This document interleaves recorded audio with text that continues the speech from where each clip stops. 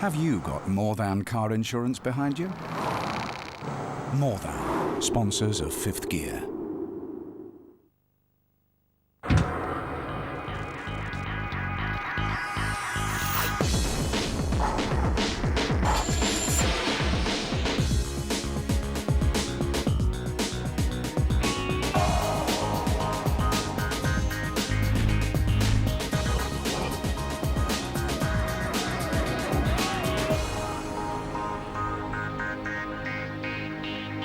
Tonight's Fifth Gear is a whirlwind trip around the globe. To bring you the ultimate driving experiences. VBH has been to Italy with the ultimate in exotica, deciding whether it's a hit or a very expensive miss. Can you guess what it is? Tiff's been to France to drive the ultimate hatchback, but again, is it a hit or is it a miss? Adrian's found his way to Northumberland and a 150-mile-an-hour cart. Then, as a finale, Tiff and I are deep into track day territory to drive the ultimate saloons. And this time, it's you who'll decide what's best. 4 missions, 12,000 miles, combined metal worth £1 million. And not a moment to lose. Italy has never been short of serious drivers' cars, and what an opportunity to have one of my favourites, the Lamborghini Murcielago, and an empty Monza circuit to play with. But I'm teasing you, because today I'd rather tear myself away and go down the road to a grubby industrial estate, the unlikely home of an even more delicious prospect. So, you're Pagani, you make the Zonda, the first choice in a dream garage, the last word in exotica. Everyone who goes near it says it's just about perfect. And you know, because you always paid attention in sports car class, that the very last thing you should do is upset the delicate handling balance by chopping the roof off. So, what are they going to do? Chop the roof off. Doof. As any Lego expert will tell you, removing one side means everything goes wobbly. Fine for the playroom, but lousy for cars. No rigidity ruins the subtle chassis characteristics your reputation is built on. And the problems of prancing around topless don't stop there. No roof guarantees a scuttle shake, where a bump in the road will cause the whole cabin to rattle and roll. So if you ask me if the Zonda Roadster is going to be a hit or a miss, I'd have to say a miss. But I'm just going to check. No more than 40 of these Roadsters will ever be made, but given that so far only 35 coupes have been delivered, they won't reach that limit in a hurry. You can specify practically anything you want, from 1,000 shades of silver to rare leathers like this ostrich hide. Even the tyres are specially made for the Zonda by Michelin.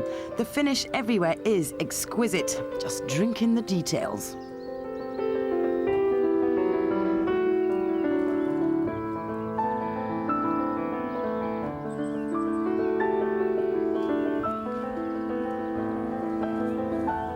Then there's the roof, which cleverly stays in the front, and would be a bit fiddly to erect in a hurry if it wasn't for some expert help from Signor Pagani himself.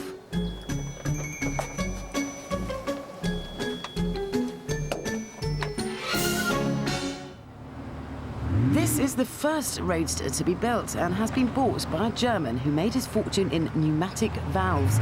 It should complement his coupe perfectly, lucky devil.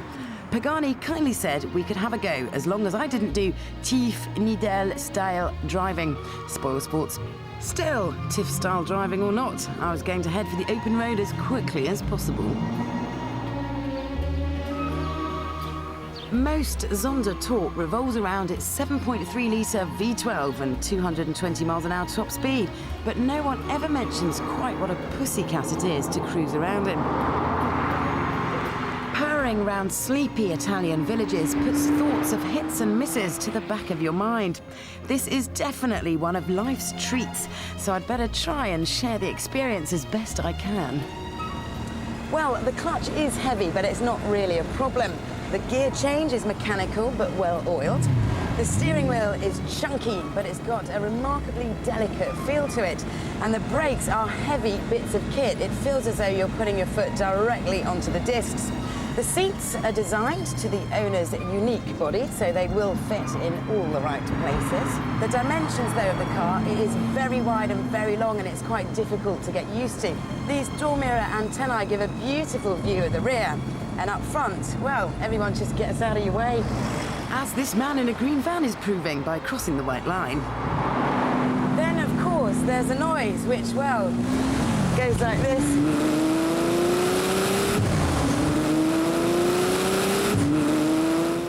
You'll be even more pleased to hear that the missing roof doesn't mean a cabin full of rattles or squeaks. You might as well be in the coupe.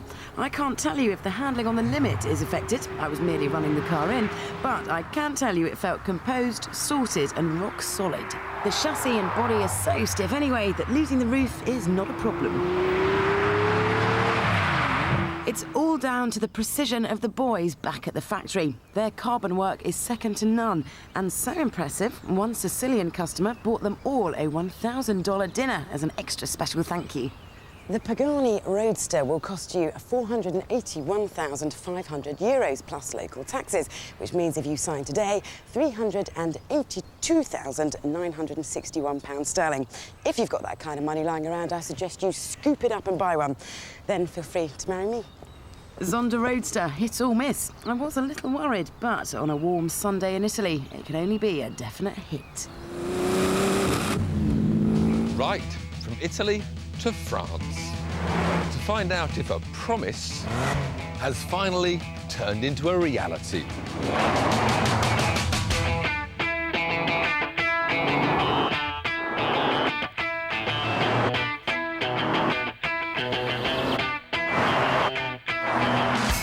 A couple of years ago, Renault got us all very excited. They pumped up a Clio, made it rear-wheel drive and crammed it full of V6.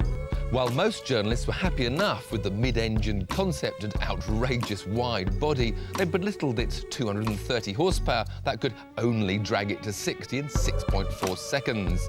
The Clio V6 had committed a cardinal sin. It looked faster than it was. So they brought us back to Renault Land to meet V6 Mark II. Visibly different thanks to its new Clio nose and these titanium-coloured air scoops. But what matters most is what they've changed back here, both inside the engine and underneath it. You see, the problem wasn't just a lack of power, but also a lack of a well-balanced chassis. Basically, it handled like an old Porsche 911 with a light understeery front that suddenly swapped to a backwards into the hedge affair. The engine has been sort of sorted with a new camshaft and a few techie things which bring the power up to 255 bhp and the 0 to 60 down to a far more respectable 5.8 seconds. Aided by a slicker shift and shorter ratios, it certainly feels a lot more lively. Plus, they've done a bit more playful tuning with the air intake. So, as the rev counter winds its way round to that 7,200 limit, it sounds faster. Sorting the handling isn't quite so simple though, and a whole new rear subframe assembly has been created which, allied to a stiffer front anti-roll bar and firmer springing all-round, promises to do the job. You see, the revised suspension geometry keeps the rear wheels at their optimum camber for longer, and the increased firmness reduces the amount of weight transferred during cornering, braking and accelerating, so providing a more stable platform. Simple, isn't it? Mind you, it is hard to tell the difference in everyday use, but you are soon aware of one change that hasn't been made. The V6 Clio still offers precious little lock, and a 3-point turn usually takes 5. Now, most buyers will have them as toys. And where do you play with toys? On tracks.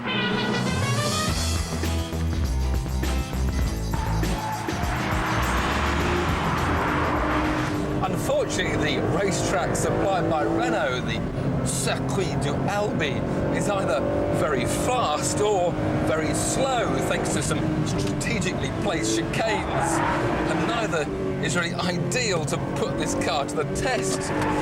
But what I can tell you is that this Renault now has a massive amount of rear-end grip, and with that firmer suspension doing its job admirably, it's actually pretty hard to unsettle it, even if you want to. As before, if you enter a corner a bit too quickly, you'll find the front end pushing wide, but now when you lift off to solve the problem, it doesn't suddenly snap into a big oversteer and send you sideways, which is a good job considering that limited amount of lock, which made it very difficult to catch in the old V6. But unfortunately, neither have they provided the V6 with a little bit of power oversteer, which you want to put a smile on your face. So it's now a much, much safer car on track, but not really any more fun. On sale in Britain in July with a price tag of £27,000, it won't outrun the Imprezas and Evos of this world. But if it's a stylish coupe you're looking for, and let's face it, this Clio is a lot more than a hot hatch, then the V6 is a much better choice for the enthusiast than the trendy Audi TT. But that doesn't mean I'd buy one. Like it though I do, come October, the new Nissan 350Z arrives, and that's got more power and handles better. So, hit or miss? Well, let's settle for a near hit, shall we? After the break, your chance to decide which is best, the Subaru Impreza WRX STi or the Mitsubishi Evo VIII.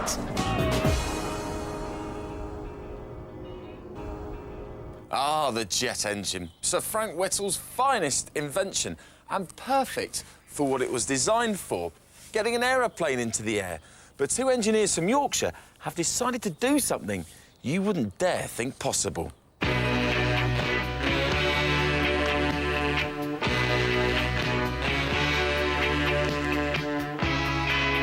Yes, that's right. They've decided to strap a jet engine onto a go-kart. They must be mad.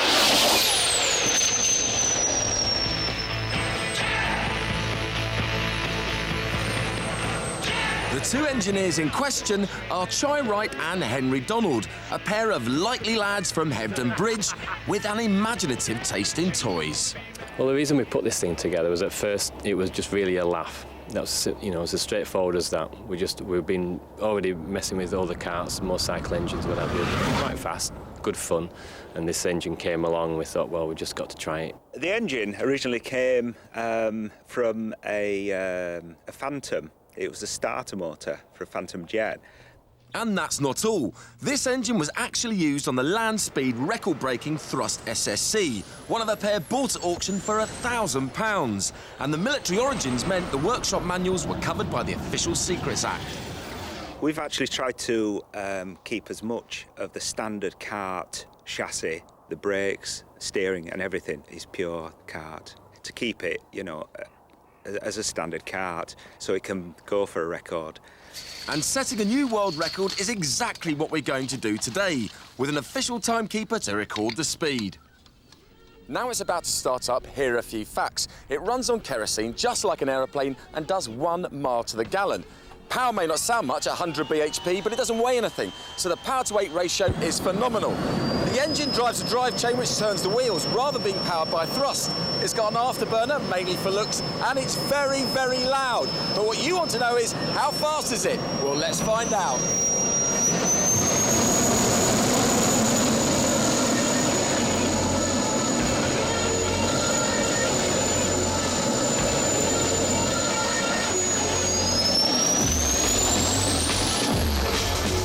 Right, now he's on his way, I'll just explain. I'm here with Trevor and his high-tech gadgetry. Now, what happens here is that the car brakes a light beam and starts the timer, travels a quarter of a mile down the runway, brakes a second light beam which stops the timer, and this box of tricks works out the maximum speed.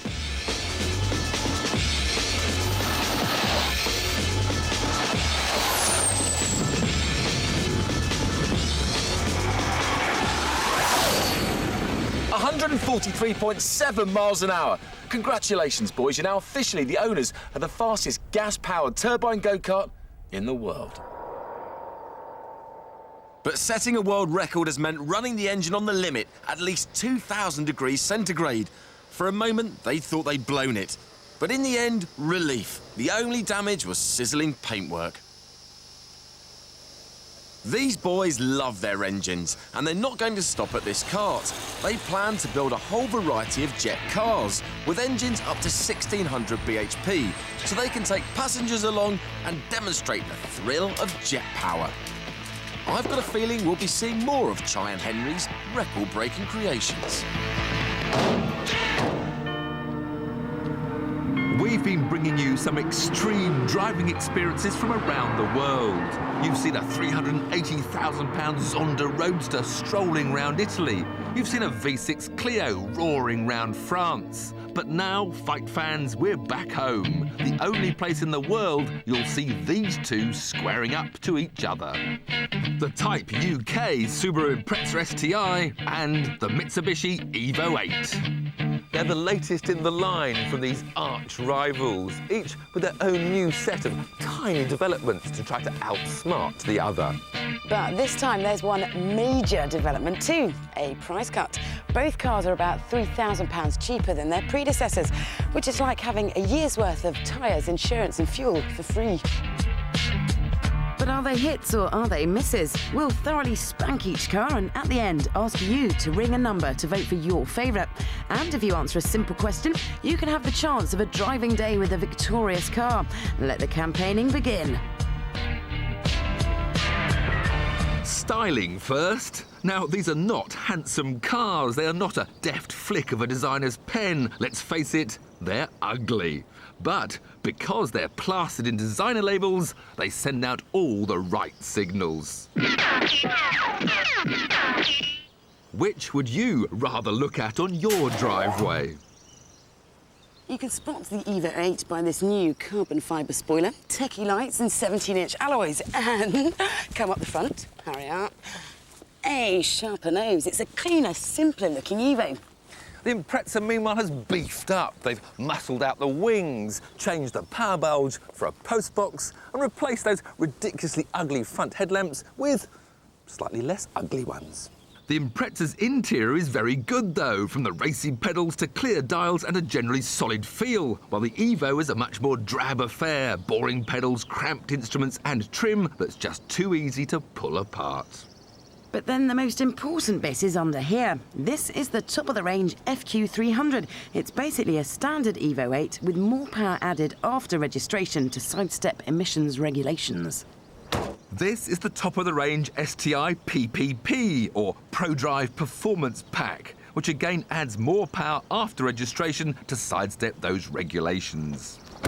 Both cars are four-wheel drive and both have 2-litre four-cylinder turbocharged engines. But the similarities end there. Welcome to Fact Pack, top trumps.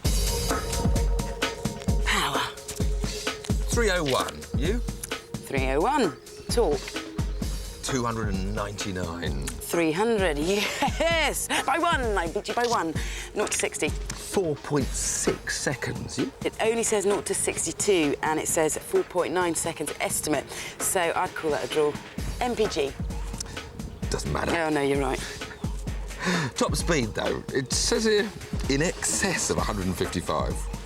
I'm limited to 157. So no winner there, then. No. All right, then, the big one. Price. 27 grand.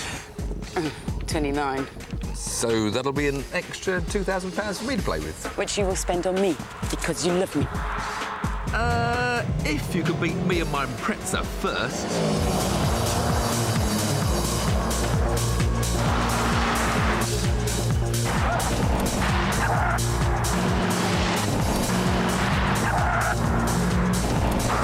From the driver's point of view, little has really changed with the Impreza. Got the same great driving position, but I could do without this pink lettering on the steering wheel. But it's still got fabulous, Vicky, fade-free brakes, and this great 6-speed gearbox, which is so enjoyable to use. handling-wise, again, like the previous STi, it's got diffs at the front and rear. But although that does pull the nose in a bit better than it used to, it's still more understeer than you'd want it to. The Impreza, Vicki. I'll sort her out. Well, what I was trying to say before Vicki rudely interrupted was that the nose still seems to wash out in the corners, while the Evo bites into the turn and lifts a wheel, whereas the STi runs wide. But there is, of course, one way to get rid of the understeer, and that's to give it a bit of the old rally driver's flick. I just can't resist it. 100 miles an hour, and a little bit of a slide. And just to prove it wasn't a fluke, here we go again.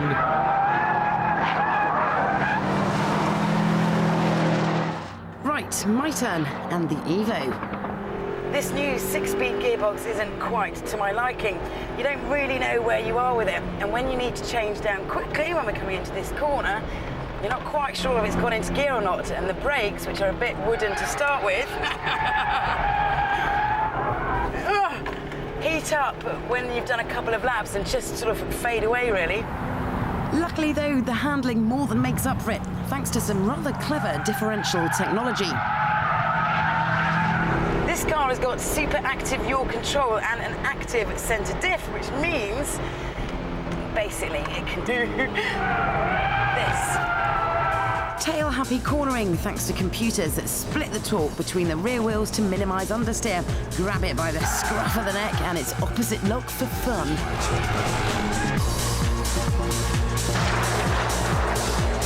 Now, while we have our little dogfight to decide who's buying dinner, you should be deciding which car to vote for. We like the Subaru's brakes, gearbox, interior and price, but we love the Mitsubishi's looks and handling. So, what's your winner? To vote for the Impreza, call 09013 876 681. To vote for the Evo, call 09013 876 682. Answer a simple question while you're on the line and you could win the chance to spend a day behind the wheel of the winning car with some expert tuition. Trust me, your friends will be very jealous. Lines close at midday on Tuesday the 6th of May and full details are on our website. We'll reveal the winning car in a couple of weeks. Next week, TVR does battle with Honda, Porsche, Lotus, Radical, Vauxhall and BMW in a 5th gear special, the greatest sports car in the world.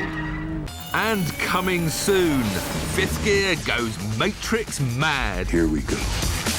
As we look behind the scenes of the biggest movie release of the year, we'll show you how they made the 17-minute car chase climax with a budget of $30 million, 300 Cadillacs, a purpose-built motorway, and the odd special effects.